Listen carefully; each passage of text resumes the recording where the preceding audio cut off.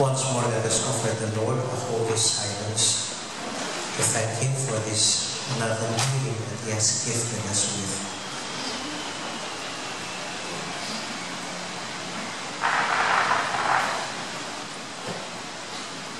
And on this solemnity of Mama Mary as Mother of God, we ask for her intercessions as we sing, Hail Mary, full of grace, the Lord is with you. Blessed are you among women, and blessed is the fruit of your womb, Jesus. Holy Mary, Mother of God, pray for us sinners, now and at the hour of our death. Amen. Mary, Mother of God, pray for us. Saint Jude Thaddeus, pray for us. Please be seated for a while for a few announcements.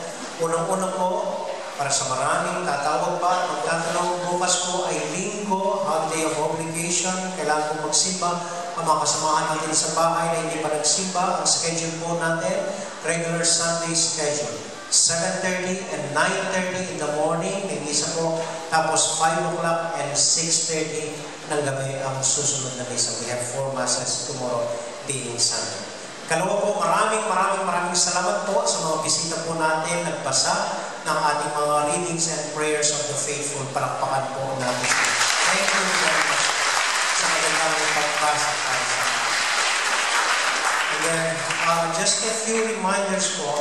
Simula po this year, ang misang 7:30 na Kapampangan ay buong Kapampangan. Ibig sabihin, pati po homily, puro at buong Kapampangan, hindi na Tagalog, para ma-maintain po natin ang pagka-Kapampangan natin. So, yung magsisimba po ng 7:30 ng umaga, expect ang Kapampangan homily, hindi na po Tagalog. Then the rest puro Tagalog po. Ikalawa po, hindi pa po tayo nagbigay para sa mga biktima ng sendong. Okay, so next Sunday po, magkakaroon po tayo, hindi pa uli, ayaw po sumabay sa marami. Next Sunday po, we will have a second collection for the victims of sendong po sa Mindanao. So pakihanda po next Sunday. Then, may isa po magpapabag sa darating na linggo na after the 9:30 Mass, pagkatapos po ng 9:30 Mass next Sunday, January 8, we will have communion after communion. Ano pong ibig sabihin? Kilala po ninyo ako, pero hindi ko po kayo kilala hanggang sa mukha lang. So sana po sa next Sunday, January 8, huwag magmadaling umuwi o magpunta sa mall. Inaanyayahan ko po kayong maglibreng kape dito po sa simbahan pagkatapos po ng 9:30 AM Mass.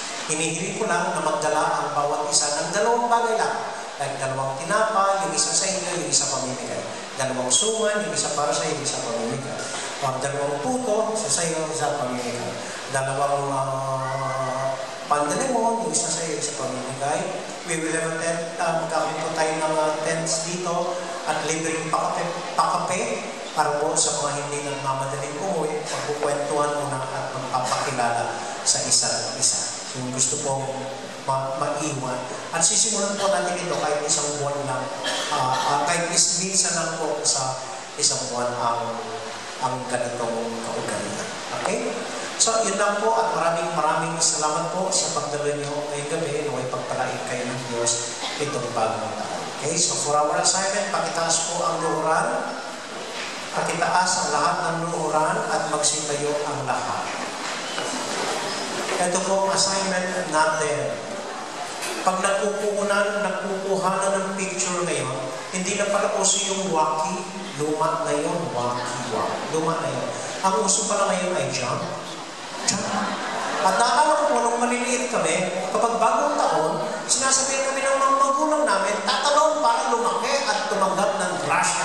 So ngayon po, bilang pagsalubong sa bagong taon, sabay-sabay tayong tatalon.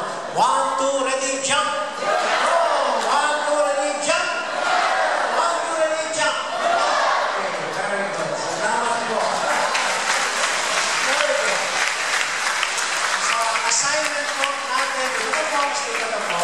Ang assignment po natin sa buong taon, ang assignment po dahil New Year's ngayon, ang assignment po for the whole year. Assignment, gawin ang New Year's resolution ninyo.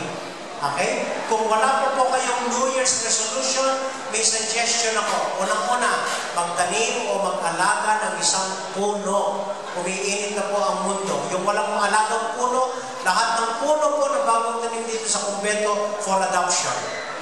Alagaan po ninyo. Yun, isa yun. Ikalawa, make somebody smile every day ngayong bagong taon. Okay? Ikatlo po, mag-iingat sa pagtapon ng basura. These are mga New Year's resolution po na practical na pwede natin gawin para po sa kaligtasan natin. Okay? Amen? Amen. So pag-uwi po ninyo, kahit ano lang po, isingin ng mga bata, pag-noche buena bilang isalubong sa bagong taon. The Lord be with you. And also with you.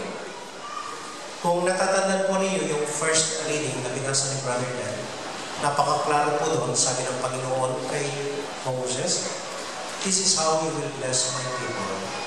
May the good Lord bless you and keep you.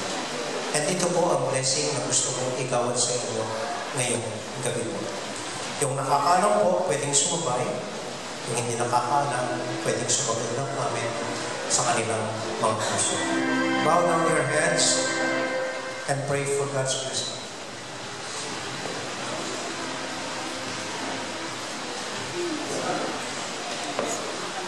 May the good Lord bless and keep you, whether near or far away.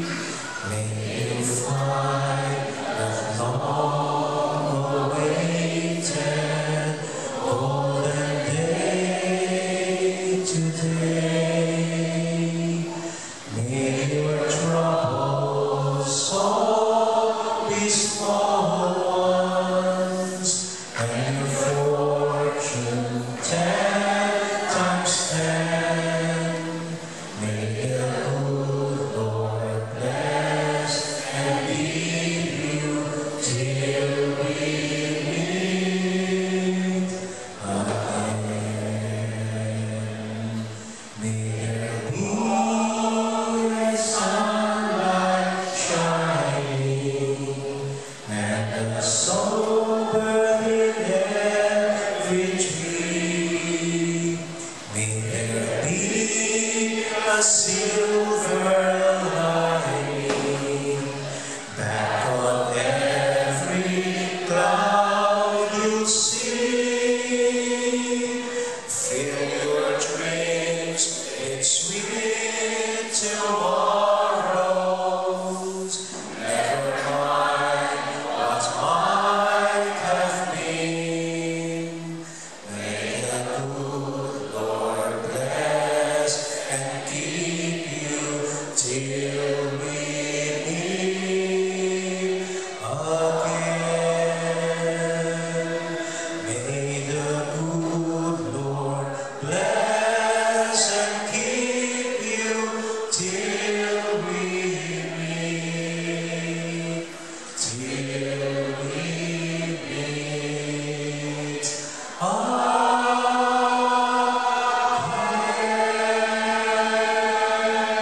In the name of the Father, and of the Son, and of the Holy Spirit. Amen. Our Mass has been offered. Go now into the peace and joy of Jesus the Lord. Thanks be to God. A Happy New Year, everyone. Happy New Year. Happy New Year.